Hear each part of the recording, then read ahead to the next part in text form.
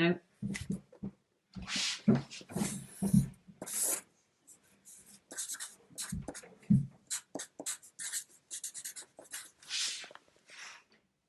Hi, my name's Claire Riley and I'm one of the leaders of Trinity Church. One of the other things I do in life is that I'm a maths teacher. And like you, I haven't been able to go into work, so I've been teaching from home.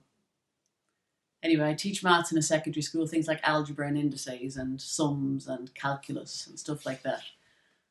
But what struck me this week as I was reading Matthew was that Jesus had one story where he talked about numbers. And what are the two numbers he used? Come and have a look. The first number was the number 7, and that was the number that Peter used. Peter said to Jesus, "How many times should I forgive someone? Is it 7 times?" And Jesus said, "No, 70 times 7. Now, I wonder what the difference is between 7 times and 70 times 7. Why don't you go away, get a pen and paper or a calculator and work it out? I'll wait for you here. Yeah, you've worked it out? Did you find that 70 times 7 is 490?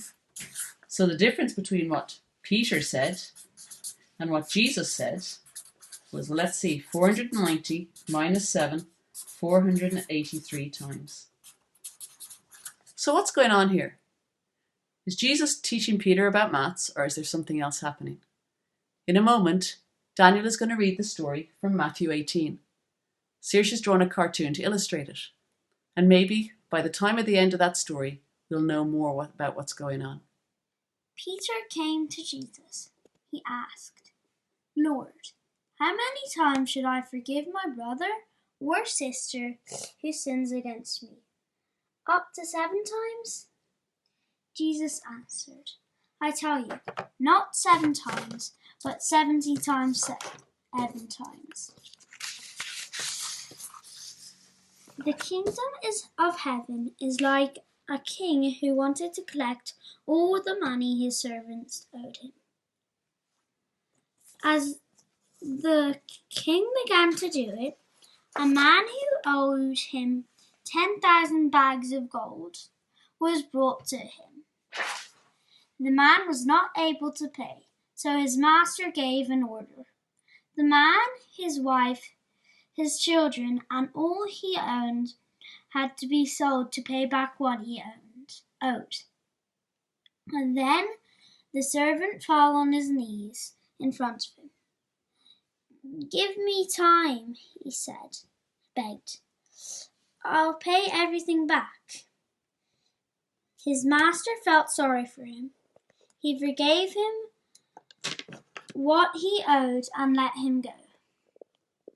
But then that servant went out and found one of the other servants who owed him 100 silver coins. He grabbed him and began to choke him. "Pay back what you owe me," he said.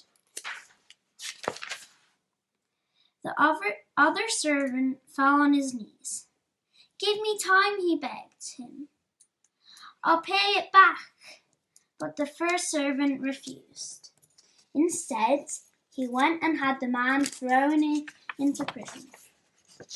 The man would be held there until he could pay back what he owed. The other servants saw what had happened, and they were very angry. They went and told their master everything that had happened. Then the master called the first servant in. "You evil servant," he said. "I forgave all that you owed me because you begged me to. Shouldn't you have had mercy on the other servant just as I had mercy on you?" In anger, his master handed him over to the jailers. He would be punished until he paid back everything he owed. This is how my Father in heaven will treat each of you unless you forgive your brother or sister from your heart. I hope you enjoyed that. So what was it about? Was the maths important? Was Jesus really trying to tell Peter to forgive somebody 483 times more than Peter thought? I don't think so. I don't think it's about the numbers. I think it's about the heart. I think what Jesus was saying to Peter was, God has forgiven us so much, we should forgive other people when they hurt us. You need to chat to your parents about this because it's a bit more complicated than I'm making out. But basically, our hearts should be ready to forgive people because God has forgiven us so much. That's the lesson for me today. And that's the lesson coming into Easter. Jesus has forgiven me for all the wrong things that I've done. And Jesus is ready to forgive you. And he wants you to forgive other people. Just to finish up, here's a competition for you.